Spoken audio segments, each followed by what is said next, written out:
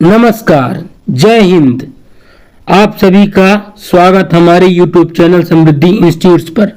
हम अपने बाल विकास की क्लास में पुनः आ गए हैं। आप सब अपना कॉपी पेन लेकर तैयार हो जाएं और हम शुरू करते हैं आज का पहला सवाल। हमारा पहला सवाल है, मनोविज्ञान के अनुसार बाल विकास की कौन सी अवस्था सबसे जटिल व कठिन है? बाल विकास मनोविज्ञान में वैज्ञानिकों के अनुसार बाल विकास की जो अवस्थाएं हैं वो 4 अवस्थाएं हैं। एक शैशवावस्था, एक बाल्यावस्था, फिर किशोरावस्था है।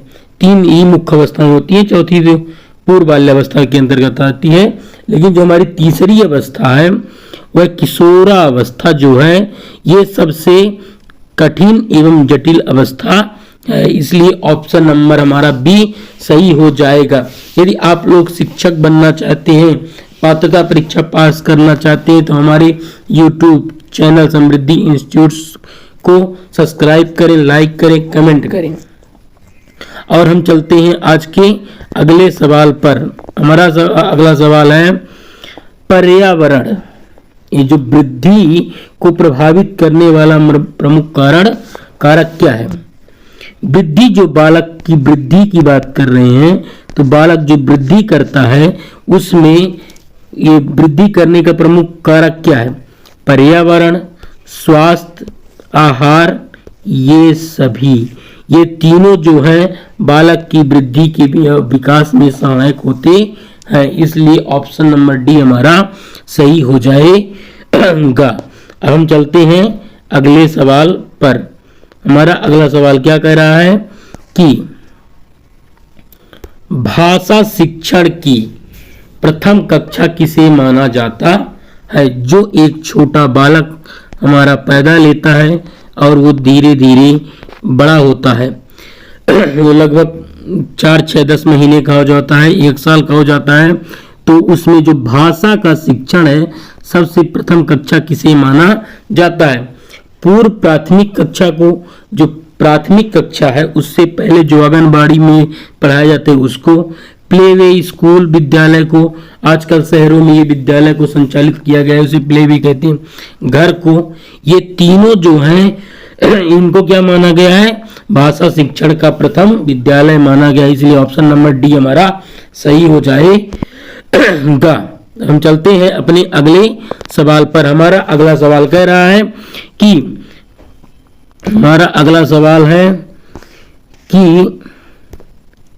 शिक्षक को गृह कार्य की जांच करनी चाहिए।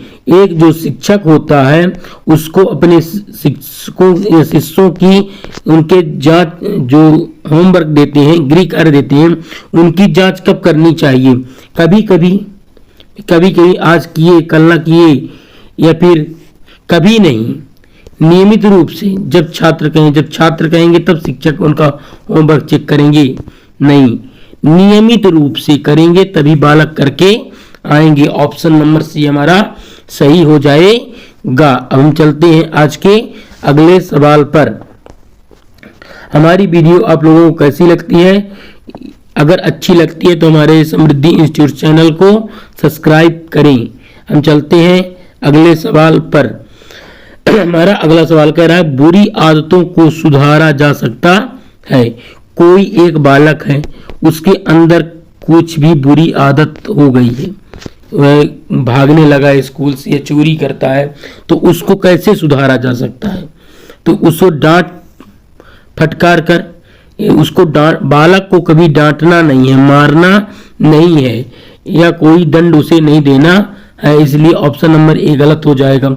दोषारोपण करके उसे बार बार कहना कि तुम चोर हो, तुम ये हो, तो ये भी उस गलत तरीका है। ये भी इस तरह बालक को नहीं करना है। अनुबंध द्वारा, ये सभी नहीं। ऑप्शन नंबर हमारा सी जो है, अनुबंधन द्वारा हम क्या कर सकते हैं? उसकी बुरी आदतों को सुधार सकते हैं। हम चलते हैं आज के अगले सवाल पर। हमारा अगला सवाल क्या कह रहा है?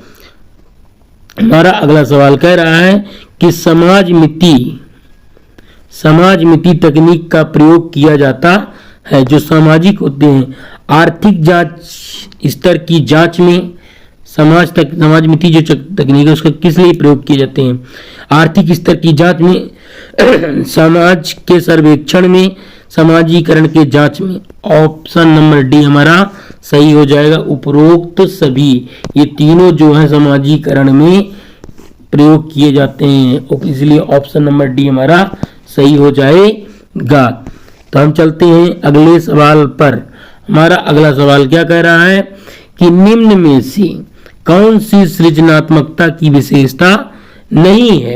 एक जो बालक सृजनात्मक होता है, वो नए नए विचार सोचता है, तो इनमें से कौन सा जो है सृजनात्मकता की विशेषता नहीं है?